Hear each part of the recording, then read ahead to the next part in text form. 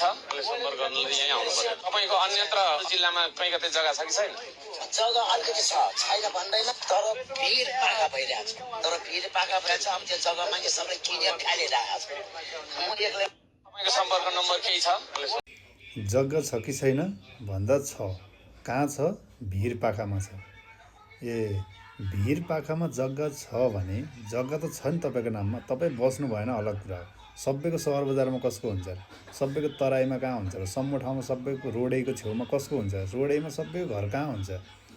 ए बाबा, त्यो हिसाबले ल मेरो पनि जग्गा पाहाडमा छ, म पनि पाहाडमा जग्गा छ भनेर म त्यहाँ आएर सुकुम्बासी भएर बस्ने, यस्तो त भएन नि।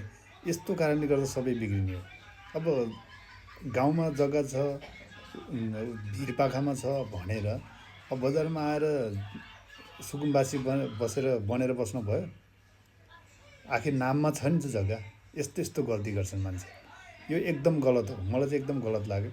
सबैको सहर बजारमा, सबैको रोडको छेउमा, काठमाडौँ भ्यालीमै, चक्रपथभित्र, कलङ्कीमा घर हुन्छ र?